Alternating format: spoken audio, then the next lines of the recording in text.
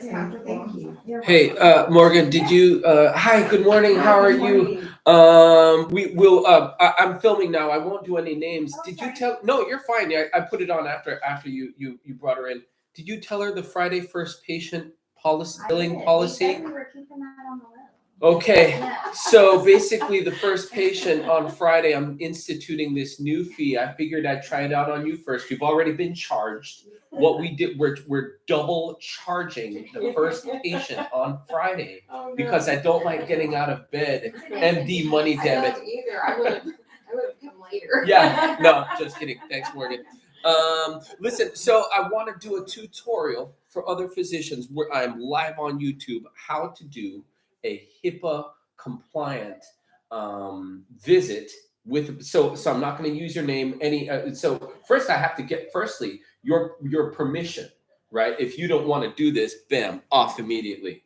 So we're not. So what's going to happen is before you decide, because I can't impose Dr. Will. I've asked to do these before, and patient like, I don't know. I think someone I know might hear this, so I don't want to have my voice. But the reason being, especially in the realm of medical cannabis, a lot of people have a lot of anxieties and inquiry, and just quite frankly, curiosity as to what happens when doctor patient visit for getting your medical cannabis card.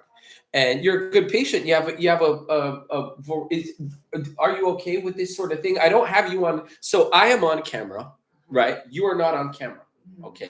So they can hear you. So I'm not going to use your name. I'm not going to drop your physician's name or anything that would serve to identify you. Fair? Right. Thank you. Good. Excellent. This is going to be so much fun, guys. We're live right now. So great. So I'm just going to delve right into it.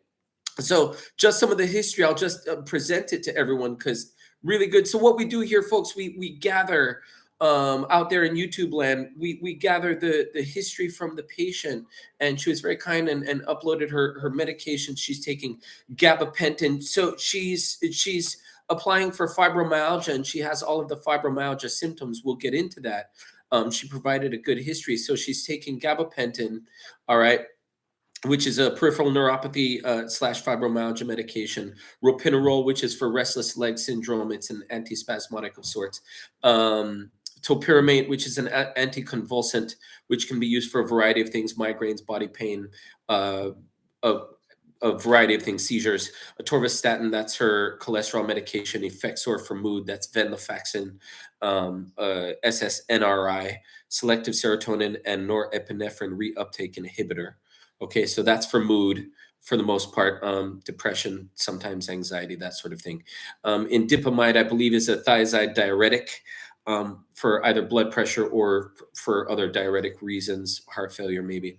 Cyclobenzaprine and tizanidine, both muscle relaxants, which we commonly see for muscle spasm related to fibromyalgia and a variety of other conditions. So this has started about five years ago. Doctor checked her for RA, variety of other conditions. She's undergone chiropractic treatments, physical therapy, massage therapy, and wants to get pain relief other than the medications that she's already taking.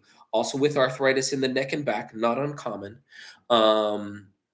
And would like to take fewer medications and a more natural approach if possible. Folks, I really wanted to select her history specifically. I review my patients' histories before I bring them back into the room.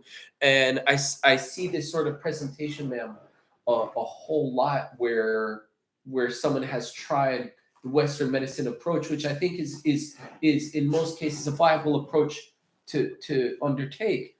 But then I guess and with other treatments too, chiropractic, massage. So I see people coming to this point very frequently where they're not like, ooh, marijuana, cannabis first. Right. They sort of try a whole lot of other things first and then get to this point. Or at some point along the road, you might have tried cannabis. Now, no judgment here. Are you new to cannabis products? What's sort of been your Yes, You're new. All right, great. What brought you to the idea of seeking out cannabis as an alternative therapy? my daughter. Uh-huh. My daughter, she's she found out all the medications that I'm taking, the gabapentin especially. Uh-huh. You know, Mom, it's horrible for you. You don't need to be taking all that. Right. You know, and Many side effects, you know, with the medications that you're taking, Topamax, gabapentin. I'm not sure if you were ever on Lyrica, but you know, pretty much all of these medications here, statins can have side effects. You know, all everything here, the tizanidine, both the tizanidine and the cyclobenzaprine can also have side effects. Anyway, nonetheless, the Effexor, you know, I give Effexor sort of a grade of like meh in terms of how well it does what it does. So, you know, I think there's good promise at a very minimum to possibly reduce the doses of some of your drugs. You know, I never like to set it up for patients to try and encourage them to try and quit their. That's a personal thing that a decision they can come to on their own, of course, in consultation with their primary care physician, right? Which is here in her record. I'm not going to put their name out for privacy reasons, but at her primary care physician, they're listed on the history. So we gather a full history before we bring the patients back. But so your daughter, with I guess with some knowledge and, you know, looking at your medication list, you know, especially for something like fibromyalgia, those kind of symptoms, which can be varied, mood symptoms, body pain symptoms, things that can affect quality of sleep. I was gonna say I can't sleep. I never sleep. Okay. So, and that was my biggest complaint. I don't want to take another medication to sleep. Right. And my restless leg is constant. You know, even with the, I can't say that medication. Ropinirole. Right. Requip. Right. Well, you know, a couple of good things. Great that thank you for coming through our clinic. I really feel privileged when I get the opportunity to sort of converse with the newer adult patient, or maybe the adult patient who's tried it many moons ago and is just sort of reintroducing it, mostly for medical reasons, symptomatic related reasons, and not really just for recreation. I have no judgment on those doing for recreation, really, in my opinion. I think in my opinion, I think it's very safe recreation versus alcohol. Really, the main difference with recreation, when you're using cannabis recreationally, just like when you're using alcohol recreationally, you're not really observing like a limit. You're just going just to do it. With the medical side of it, we really aim for a therapeutic index. And I know I espouse a lot on the educational materials that I'll put out, microdosing and just being super mindful with dosing, especially for the newer patients that are looking to really just get some symptomatic relief, without feeling like they're overrun by psychoactivity. I think now I wanted to ask you, did you have any hesitations about like the side effects or maybe some of the pitfalls that might come with dosing cannabis? Because I like to be open and upfront, especially with newer patients. Maybe some concerns. Okay. But not as much. I mean, I just want to sleep. Right. Oh, well, the sleeping will happen. The sleeping will definitely happen. Yeah. Did you get the little handout, the new patient Yes. little booklet educate? Can I borrow this real quick just so I can show folks? So with our new patients, people, we give them this little educational booklet, Beginner's Medical Marijuana Guide. Myself and Dr. Steve. This is Dr. Steve here. Don't look. This guy's ugly here. I don't like that picture. Dr. Steve here is my partner, Steve Locke. He's very good, very well informed, just a really great guy, great doctor. Worked for the VA for a lot of his career and had some experience in cannabis medicine in Colorado. We put together some really good, important notes here, some high points, some helpful hints on how to choose a strain, helpful tips for new patients. Start low, go slow, work with your cannabis pharmacist at your dispensary, avoid too high THC products, focus on terpenes, choose balanced THC and CBD. Very important, the balance of CBD and THC. I don't think I can underscore this enough. I think that gets overlooked a lot. I'm a big fan of CBD. You know, looking specifically at your restless leg syndrome, while I think the THC is instrumental in settling the body and reducing the anxiety and getting someone just peacefully off into just blissful, serene sleep, I think the CBD has a powerful component in terms of things that tend to do with musculospasm, even if it's a painful tenderness in the back or an actual muscle contraction causing a periodic limb movement of sleep. Um, the CBD is actually the powerful cannabinoid that's really the most instrumental in addressing that particular symptom. So that's why getting balanced CBD and THC is really important. So we go over this just, finding the correct dose, because the THC, these cannabinoids really work well when they're done in smaller doses. So I think a thing for someone getting into it kind of from the newer phase, a thing like an edible is real, it's there. It's at a 10 milligram dose for the most part. Look at the packaging, just make sure. But 10 milligrams of THC, I think it's a great starting point. 10 milligrams is beautiful. She's taking notes. That's so responsible. Folks, I think it's appropriate to just sort of keep track of these things. If you have not a booklet this big, this is just my note booklet that I take kind of my notes with, but maybe a more appropriate, she's taking notes. So keeping track of this thing, if you're newer, I think is very, very wise and appropriate. So that's really how you get the most out of this medically. And I think microdosing, that 10 milligram dose for an edible, I think is appropriate. And the edibles will usually take activation time somewhere between 45 minutes, hour and 15 minutes, maybe an hour and a half. If on the first dose that doesn't work, maybe cut one in half and take another 5 milligrams. Better, in my opinion, to gradually, I'm a big fan of incrementalism.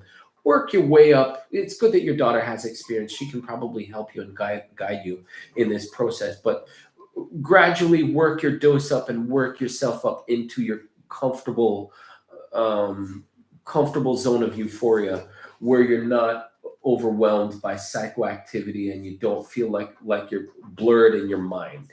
Okay, so that you can still observe clarity and have lucidity and linear thought. I think those two can really coexist. You can get a nice, calm, easy, peaceful feeling, but also still retain your clarity of thought, so that you can still be linear in the behaviors that you normally observe.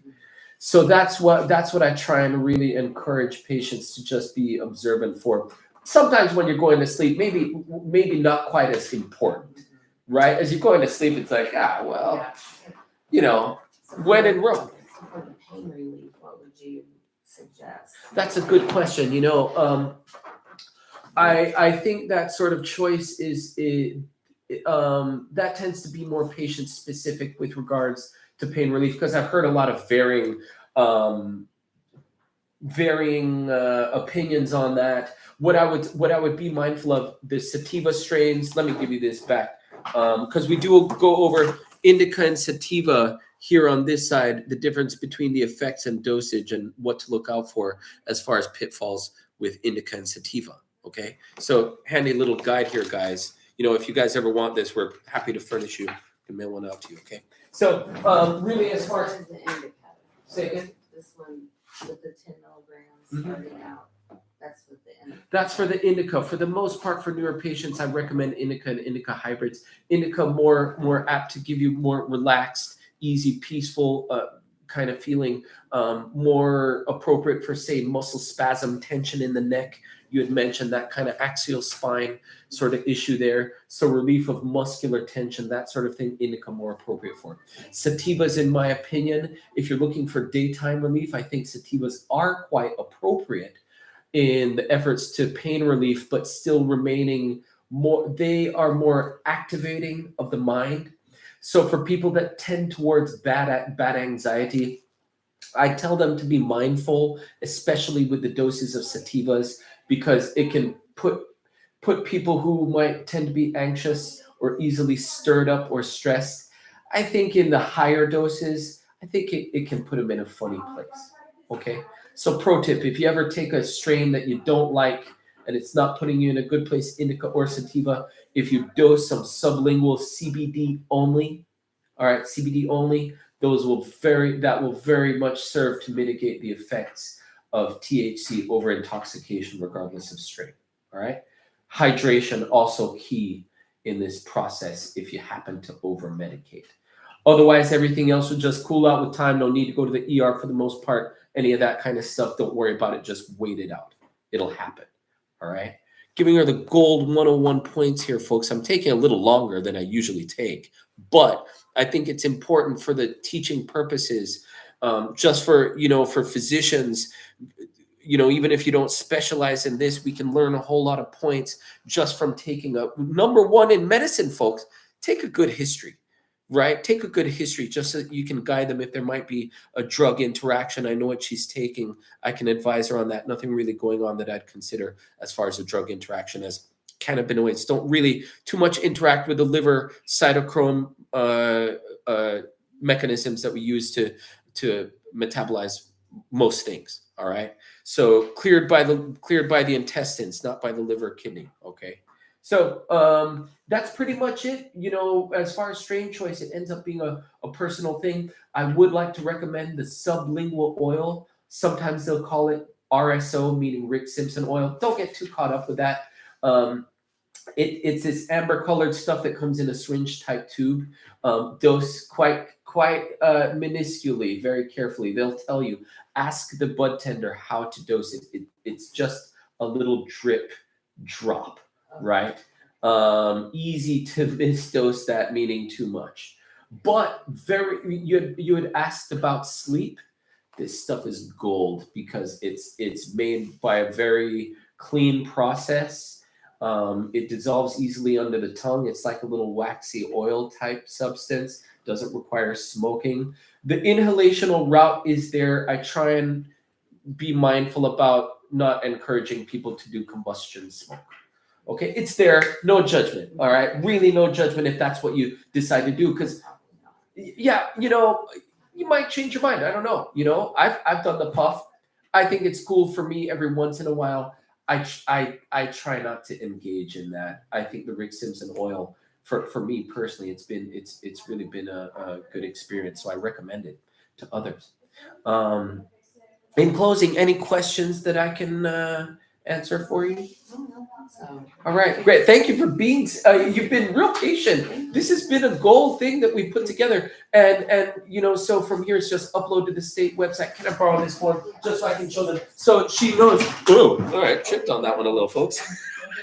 Good for video. So she knows from here. Morgan went through the process of registration with the state, where she's going to hit this QR code and upload. And these are the discrete steps. It's pretty much what she's going to see on the state website. But when they leave here after they get certified, there's still one more step to register with the state and wait for the state to complete the process before they're approved. Okay, so that's how it goes. And we make sure and be very transparent about that and how they can go about following up and creating an account. All right. This lady has been beautifully nice. Wow, what a kind lady. It's been such a great experience talking to you. I'm very grateful that you did this with me. I'm gonna sign off, folks. I'm gonna lead her out. She's been such a good patient. You guys have been such a good audience. We've gotten a lot out of this. Y'all enjoy the rest of your week. Have a safe, happy weekend. Happy Mother's Day. Happy Mother's Day when it comes to you as well. Hey, folks, have a great one. Great weekend. Bye. You have been wonderful. Thank you. Thank you. Wow.